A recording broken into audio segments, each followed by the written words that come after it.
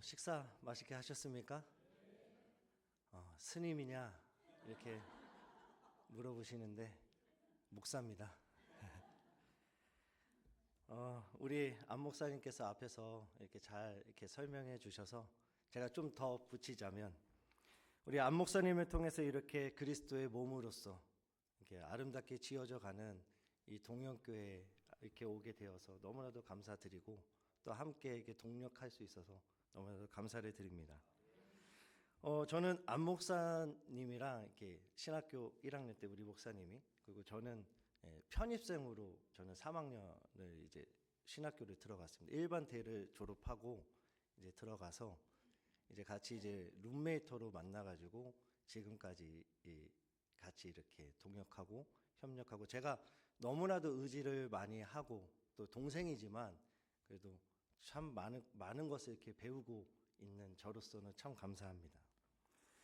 목사님이 신학교 1학년을 마치고 아버지가 계시는 그 과테말라라는 곳으로 간다라는 거예요. 그래서 좋겠다. 너는 해외도 가고 나는 그냥 이렇게 있다 하면서 너무나도 이렇게 부러움을 샀던 목사님 중에 한 분인데, 근데 이제 과테말라로 가가지고 2주 만에 해외에서 이제 전화가 와요.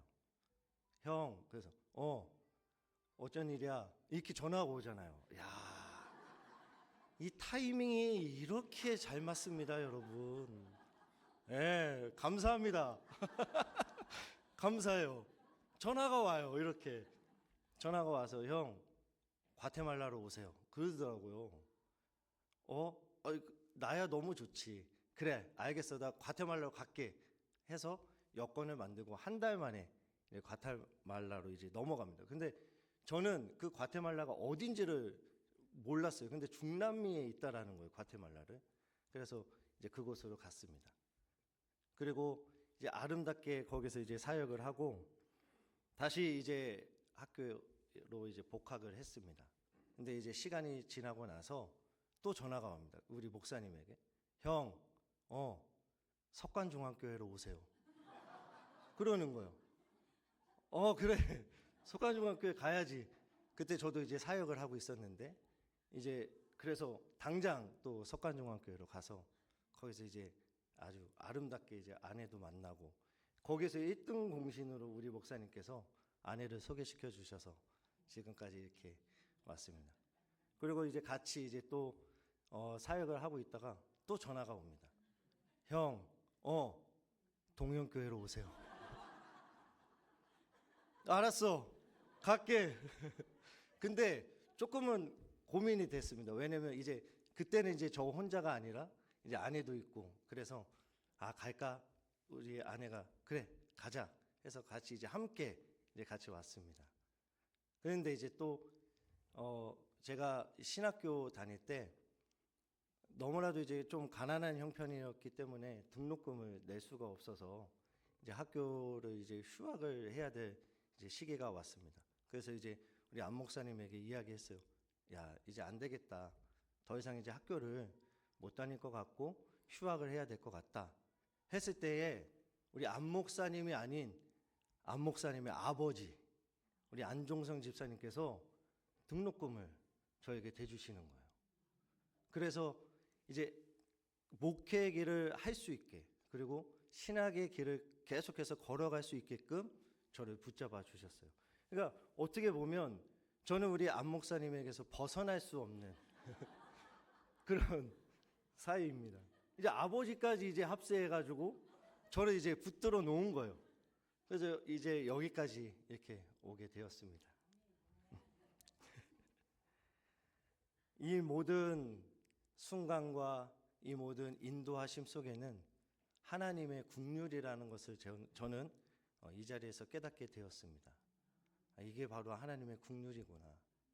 하나님의 은혜가 아니면 도무지 이 앞에 설 수도 없고, 하나님의 그 국률하심 때문에 이 자리에 있구나라는 것을 저는 깨닫게 되었습니다. 이 인도하심 속에는 제가 얼마나 믿음 없는 자인가를 드러내시기도 하는 현장이기도 합니다. 그래서 하나님께서 너는 진짜 믿음 없는 자야. 이것을 보여주고 가르치시기 위해서 목사라는 직분을 저에게 주셨다라는 거예요. 목사라는 이 직분이 바로 하나님을 믿지 못하는 흔적의 주소예요. 저에게. 그러면 여러분들은 어떻습니까? 동명교회, 그리고 집사, 안수집사, 권사, 장로 이런 직분들이 우리가 하나님께 영광을 돌리는 직분인지, 아니면 정말 이러한 직분을 통해서 내가 어떤 존재인지를 깨닫게 하시기 위한 하나님의 일하심이고 조처인지를 우리가 이 자리에서 한번 좀 깨달았으면 좋겠습니다. 이스라엘은 하나님의 언약을 보여주는 나라입니다. 즉 세상의 왕들이 추구하는 부귀영화의 나라를 세워서 견고해지는 것이 아니라 하나님의 국률을 깨달을 때에 비로소 이스라엘이 된다라는 사실입니다. 우리 3장 1절을 한번 읽어보도록 하겠습니다. 같이 우리 열왕기상 3장 1절을 같이 함께 읽겠습니다. 시작. 솔로몬이 애굽의 왕 바로와 더불어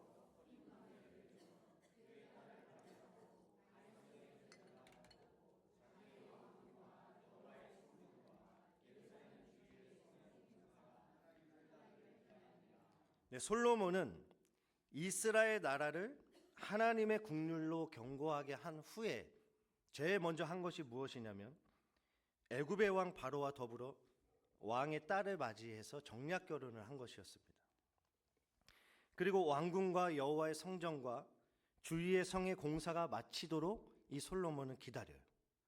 그러면서 예루살렘이 이제 성전이 완공되기까지 이스라엘 백성들이 산당에서 하나님 앞에 제사하며 분향을 하고 있었는데, 그때 솔로몬이 한 것이 무엇이냐면 1,000번제를 하나님 앞에 드리는 거였어요. 그러면서 1,000번제를 드리면서 하나님께서 나타나시죠. 솔로몬에게 나타나셔서 5절에 이렇게 말씀합니다. 내가 내게 무엇을 줬고 너는 구하라 라고 말씀하세요. 그러자 솔로몬은 8절과 9절에서 뭐라고 이야기하냐면 듣는 마음을 종에게 주세요. 하나님 지혜를 주세요. 주의 백성들을 재판할 수 있는, 선악을 분별할 수 있는 그러한 지혜를 달라라고 하나님 앞에 기도해요. 근데 이 모든 것들이 다 꿈에서 하나님께서 나타나셔서 말씀하시는 거였다라는 거죠. 그러면서 결국은 뭘 이야기하냐면 솔로몬이 하나님 앞에 지혜를 구하게 되었다라는 거예요. 근데 여기에서 이 솔로몬이 궁극적으로 하나님 앞에 지혜를 구하게 된 이유가 있습니다. 그 이유가 뭐냐면 역대하 1장 9절을 한번 우리 또 같이 읽도록 하겠습니다. 역대하 1장 9절 시작. 여호와 하나님이여 원하건대 주는 내 아버지 다윗에게 허락하신 것을 이제 굳게 하옵소서. 주께서 나를 땅의 티끌같이 많은 백성의 왕으로 삼으셨사오니. 솔로몬이 아버지 다윗에게 허락하신 것을 굳게 하기 위해서 하나님의 백성을 잘 다스릴 수 있도록 지혜를 구했다라는 거예요. 자, 여기에 핵심이 뭐냐고요? 허락하신 것, 아버지 다윗에게 허락하신 것을 굳게 하기 위해서 지혜를 구했다라는 것입니다. 그러면 다윗에게 허락하신 것이 무엇일까요? 다윗에게. 사무엘하를 또 넘어가 보도록 하겠습니다. 사무엘하 7장 12, 13절입니다. 같이 함께 또 읽겠습니다. 시작. 내가 내 몸에서 날 내 씨를 내 뒤에 세워 그의 나라를 견고하게 하리라. 그는 내 이름을 위하여 집을 건축할 것이요 나는 그의 나라 왕위를 영원히 견고하게 하리라. 하나님께서 다윗의 씨, 후사를 세워서 그의 나라와 성전과 왕위를 견고케 하는 것이었다라는 거예요. 즉 한마디로 말해서 다윗의 언약을 이야기하는 거예요.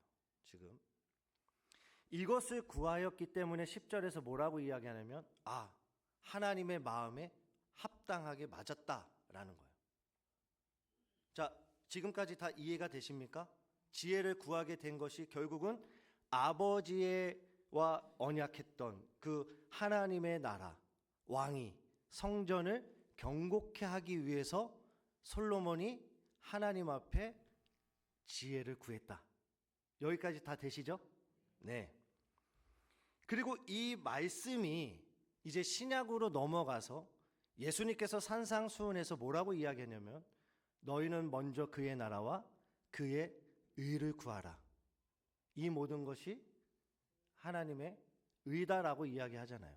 근데 우리가 알기로는 먼저 그의 나라와 그의 의를 구하라 하니까 먼저 그래 내가 내 사업장, 내 일 이것을 좀 나중에 구하고 먼저 하나님의 나라와 그 의를 구해야지 하고 기도하고 나중에 것을 내 것을 구한 이 이야기의 말씀이 아니라 이 먼저는 오직이에요.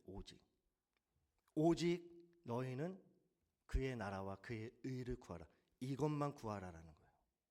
그 외의 것은 다 이방인이 하는 기도다라는 거예요. 내 사업장 먹고 마시고 누리고 그래서 무엇을 먹든지 마시든지 뭘 하든지 간에 이것은 다 이방인이 구하는 거야. 너가 구할 것은 딱 하나, 오직 그의 나라와 그의 의를 구하는 거.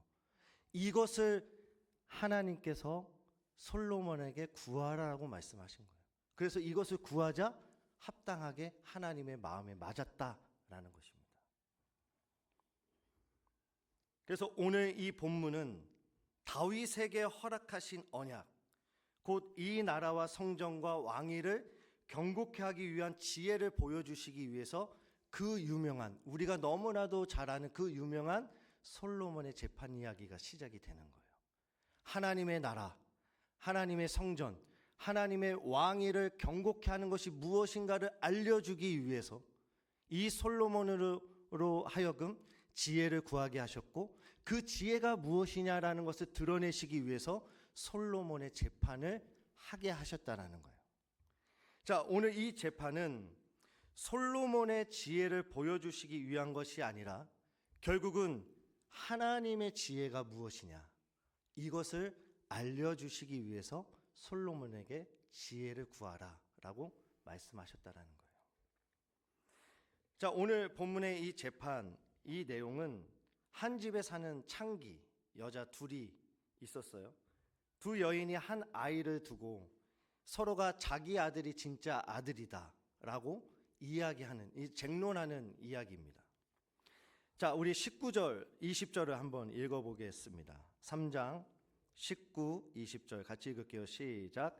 그런데 밤에 저 여자가 그의 아들 위에 누움으로 그의 아들이 죽었으니 그가 밤중에 일어나서 이 여종 내가 잠든 사이에 내 아들을 내 곁에서 가져다가 자기의 품에 누이고 자기의 죽은 아이를 내 품에 누였나이다.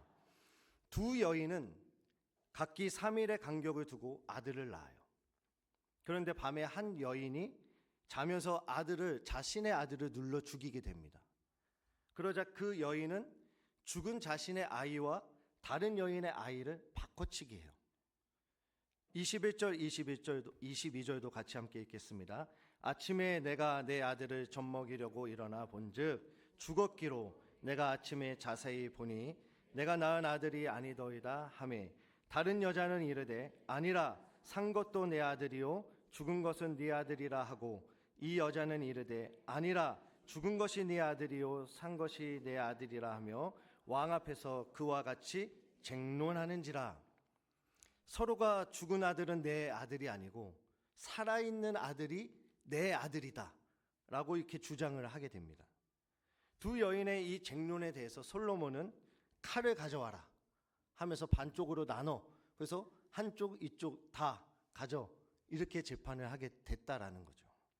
24절 25절도 또 읽을게요. 시작. 또 이르되 칼을 내게로 가져오라 하니 칼을 왕 앞으로 가져온지라. 왕이 이르되 산 아이를 둘로 나누어 반은 이 여자에게 주고 반은 저 여자에게 주라. 그러자 어떻게 됩니까? 살아있는 아들의 진짜 어머니는 아들을 위해서 마음이 불붙는 것 같은 거예요. 스톱, 잠깐만요, 죽이지 마세요. 그리고 이 아들을 그냥 저 여자에게 주세요. 이렇게 되는 거죠. 26절을 또 읽어볼게요. 그 산 아들의 어머니 되는 여자가 그 아들을 위하여 마음이 불붙는 것 같아서 왕께 아뢰어 청하건대 내 주여 산 아이를 그에게 주시고 아무쪼록 죽이지 마옵소서 하되 다른 여자는 말하기를 내 것도 되게 말고 내 것도 되게 말고 나누게 하는지라. 자, 그런데 이 다른 여자가 또 이렇게 뭐라고 이야기하냐면 내 것도 말고 네 것도 말고 그냥 반쪽에서 그냥 나눠주세요. 이렇게 되는 거예요. 이 두 여인의 각기 다른 반응을 보고 솔로몬이 맞다. 진짜 불붙는 마음, 그 어머니의 마음을 알아서 진짜 어머니가 저 여자다 하고 그 여자 아주 이렇게 진짜 어머니라는 판결을 내리게 됩니다. 그러면서 오늘 본문의 결론은 이렇게 말해요. 28절입니다. 온 이스라엘이 왕이 심리하여 판결함을 듣고 왕을 두려워하였으니 이는 하나님의 지혜가 그의 속에 있어 판결함을 봄이더라. 자, 여기까지가 이제 모든 스토리의 끝입니다. 아주 흠잡을 데 없을 정도로 완벽한 이야기예요. 그러나 솔로몬의 지혜로 그의 나라와 성전과 왕위가 견고하게 됐다라는 것으로 말씀을 끝내면 이것은 솔로몬의 지혜고 솔로몬의 일로만 끝나는 것이지 하나님의 지혜가 하나님의 일이 드러나지 않는다라는 거예요. 그러면 오늘 이 성경의 이 말씀의 핵심은 이제부터예요. 이제 조금 이렇게 피곤하셔도 이제 눈을 뜨시고 이제 이 핵심은 여기에 있구나. 핵심은 여기에 있습니다. 이제 잘 들으셔야 돼요. 왜냐하면 이 솔로몬의 재판은 이 세상 사람들도 다 아는 말씀이에요. 그렇죠? TV에도 나오는 말씀이에요. 그러면 세상 사람들하고 하나님을 믿는 우리하고는 좀 뭔가 달라야 되지 않겠습니까? 그래서 중요하다라는 거예요. 이제 잘 들으시기 바랍니다. 자, 열왕기상 뒤에 가보면 솔로몬의 지혜로 견고했던 그의 나라와 성전과 왕위가 솔로몬의 죽음과 함께 다 두 쪽이 나와버립니다. 성전도 무너지고 왕위도 무너져요. 심지어 솔로몬이 죽기 전에 그의 마음에서 하나님을 떠나버려요. 열왕기상 19장 9절을 11장 9절을 함께 같이 읽겠습니다. 시작. 솔로몬이 마음을 돌려 이스라엘의 하나님 여호와를 떠남으로 여호와께서 그에게 진노하시니라. 자, 솔로몬은 이방 여인과 결혼한 후에 그들이 섬기던 우상을 섬겨버렸어요. 그러면서 하나님을 떠나버렸다고요. 그러므로 여기서 중요한 것이 뭐냐 할 때에 하나님께서 솔로몬에게 지혜를 주신 것은 너의 지혜로 그의 나라와 그의 왕위와 그의 성전이 견고케 되어질 수 없다라는 것을 깨닫게 하시기 위해서 솔로몬에게 지혜를 주셨다라는 거예요. 그러한 지혜를 가지고 다윗에게 약속했던 그 왕위, 그 성전, 그것을 견고케 하기 위해서 주신 것이 아니라 그 반대로 너의 지혜로는 영원한 하나님의 나라와 성전과 왕위는 견고해질 수 없다라는 것을 깨닫게 하시기 위해서 지혜를 주셨다라는 거죠. 근데 이것을 솔로몬은 몰랐다, 알았다? 몰랐다라는 거예요. 자신의 지혜로 그것을 가지고 왕위와 성전과 이 모든 것을 다 할 줄 알았다라는 것이죠. 자, 보세요. 이 재판이 일어난 때는 솔로몬이 1000번제를 드린 후에 꿈에 하나님께서 나타나시고 꿈에서 깬 후에 솔로몬이 예루살렘에서 하나님의 언약궤 앞에 서서 번제와 감사의 제물을 드리고 모든 신하들을 위해서 잔치를 벌이고 있을 때였다라는 거예요. 15절을 한번 또 읽어보겠습니다. 15절 시작. 솔로몬이 깨어 보니 꿈이더라. 이에 예루살렘에 이르러 여호와의 언약궤 앞에 서서 번제와 감사의 제물을 드리고 모든 신하들을 위하여 잔치하였더라. 이때에 이 잔치를 벌이고 있을 때에 창기 2명이 솔로몬 앞으로 나오게 되는 거죠. 자, 그러면 이 창기들이 왕 앞에 나올 수 있는 신분이에요? 절대로 나올 수 없는 신분이죠. 근데 왜 하필이면 창기일까요? 솔로몬에게 재판을 받는 사람들이 얼마나 많이 있겠습니까? 그런데도 왜 첫 번째 재판이 왜 창기였을까요? 여기 신명기 23장 17절을 우리 한번 읽어보겠습니다. 신명기 23장 17절 시작. 이스라엘 여자 중에 창기가 있지 못할 것이요. 예, 한마디로 부정한 자라는 거예요. 부정한 자. 부정한 자가 왕 앞으로 나왔다라는 거예요. 이스라엘 사회에서 제일 부정하다라고 이야기하는 이 여자들이 왕 앞으로 나오게 되었다라는 것이죠.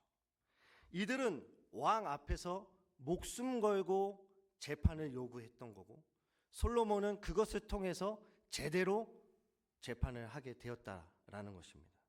여기서 중요한 것은 솔로몬 자신이 내린 이 지혜로운 판결에서 알아야 했던 것은 솔로몬 자신이 부정한 여자에서 태어났다라는 거예요. 이것을 알아야 했다라는 것이죠. 하나님이 왜 솔로몬에게 성전을 준비하고 예루살렘 성전이 완공이 마치기까지 산당에서 제사를 드리고 하나님 앞에 일천번제를 드리면서 신하들과 같이 잔치를 베풀고 있을 때에 이 창기들이 등장했던 이유가 결국에는 네가 부정한 자야, 너가 부정한 자에서 태어난 아들이야, 이것을 알려주시기 위해서 이 창기를 보내었다라는 거예요. 어떻게 알 수 있느냐면 솔로몬의 어머니가 누굽니까? 밧세바예요. 밧세바. 사무엘하 12장 24절 한번 같이 또 읽어보겠습니다. 사무엘하 12장 24절 시작. 다윗이 그의 아내 밧세바를 위로하고 그에게 들어가 그와 동침하더니 그가 아들을 낳음에 그의 이름을 솔로몬이라 하니라. 여호와께서 그를 사랑하사. 이 밧세바는 다윗의 충신 우리아의 아내였어요. 다윗은 우리아를 죽이고 밧세바를 자신의 아내로 삼아버리죠. 여기서 태어난 첫 번째 아들은 하나님이 걷어가세요. 그러면서 두 번째 태어난 아들이 바로 여디디야, 하나님의 사랑을 입은 자 솔로몬이 등장하게 됩니다. 자, 이 솔로몬의 태생은 부정한 자의 몸에서 태어났다라는 거예요. 솔로몬은 창기를 재판하면서 자신이 곧 부정한 자임을 알아야 했다라는 것이고, 부정한 자를 하나님께서 왕으로 삼고 지혜를 주셔서 그의 나라와 그의 성전과 왕위를 경고케 하셨을 때에는 이것은 내 힘으로 내 지혜로 할 수 있는 것이 아니구나, 하나님의 지혜, 하나님께서 왕이 성전 이 모든 것을 통치하시고 다스리시는구나, 이것을 깨달아야 됐다라는 거죠. 결국 솔로몬이 재판한 이 재판은 자신이 창기들을 재판한 것이 아니라 하나님께서 부정한 자에서 태어난 솔로몬을 재판하신 거예요. 하나님께서 솔로몬에게 지혜를 주신 것도, 창기를 보내어서 지혜를 드러내신 것도 결국은 솔로몬을 재판한 하나님의 지혜가 무엇인지를 드러내고 있다라는 거죠. 이게 바로 참 하나님의 지혜예요. 결국 하나님의 지혜로 하나님께서 나라와 성전과 왕위를 영원히 할 수 있다라는 것을 이 솔로몬에게, 그리고 솔로몬과 같이 함께하는 그 신하들과 많은 백성들에게 알려주고자, 이게 바로 하나님의 지혜야, 하나님의 참 지혜가 무엇인가를 드러내고 있다라는 거예요. 마태복음 6장 29절 한번 또 읽어보겠습니다. 마태복음 6장 29절 시작.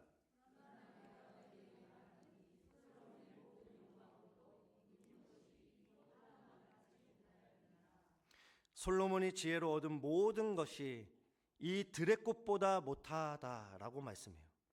솔로몬의 영광은 아무것도 아니라는 거예요. 영원한 하나님의 나라, 영원한 하나님의 성전 왕위는 하나님께서 자신의 언약대로 이루어 나간다라는 것을 그 언약의 성취자이신 예수 그리스도를 통해서 이루어진다라는 것을 말씀하고 있는 거죠. 그래서 이 지혜가 오늘 다윗에게 약속을 하셨고 또 오늘 우리에게 약속을 하셨다라는 거예요. 그래서 영원한 하나님의 나라, 영원한 하나님의 성전 왕위는 궁극적으로 누구를 말씀하고 있는 것입니까? 예수 그리스도예요.